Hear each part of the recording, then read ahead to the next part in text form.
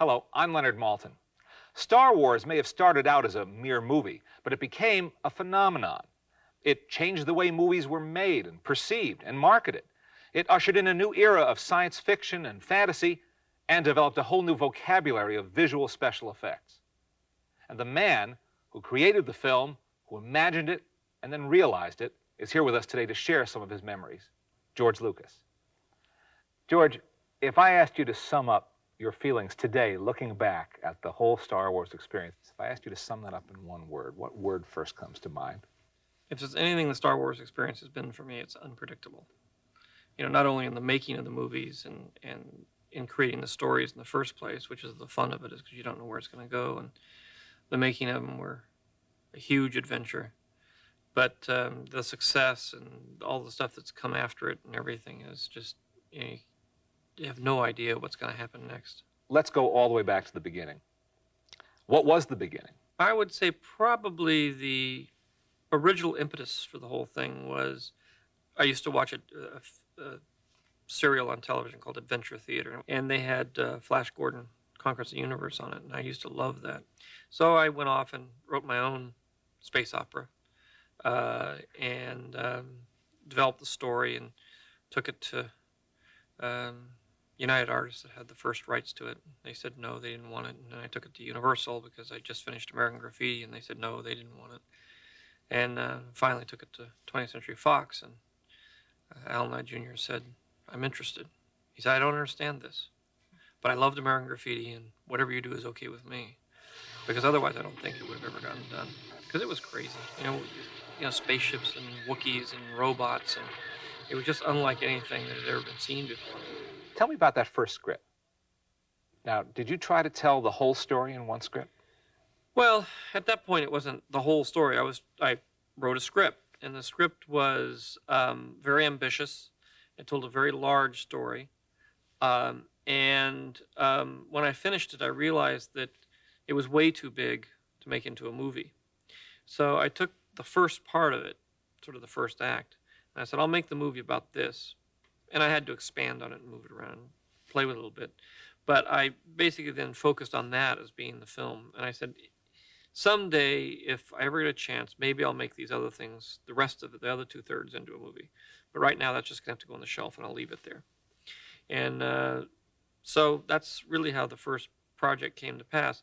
The other part of it is in order to write that first script, I had to write a backstory about where Darth Vader came from, how the kids evolved, his wife, how Ben related to all that, how the Emperor came to power. And that ended up being the basis for the projects that I'm working on now. You have a go-ahead on the script. You're revising it as you're preparing now to shoot the movie. How do you begin to prepare to shoot this movie? I went around and there were no departments at the studios, no one to do this. So I had to sort of build up from scratch my own special effects company in the process of starting this whole thing. How do you find people? How do you find the right people to do that kind of thing and to invent things, which is what they had to do? There was a small group of people that had done special effects. Some guys who worked in commercials doing the Pillsbury Doughboy and this, so there was maybe a few dozen people in Hollywood that actually had some experience. They were mostly college students. They're mostly very young. I think the average age of ILM when it started was like 24. That's the average age. And so there are a lot of kids that were like 19, 20 years old. Tell me about some of the casting decisions. What I would do is I would take the various contenders for the various roles and I'd mix them around and have them work ensemble. Because what I was trying to do is see how they all look together and work together as a group, not as individuals. And I think that was a very important part about the casting is I cast a group. I didn't cast one person. I saw how they all worked together and then chose it that way. What was the most serendipitous bit of casting? Probably Harrison. Fred Roos, who was helping with my casting, was a good friend of Harrison's, so he had him. He was a carpenter, and he sort of had him. I mean, he'd been an actor and he'd been under contract, but he was working as a carpenter, fixing their offices up.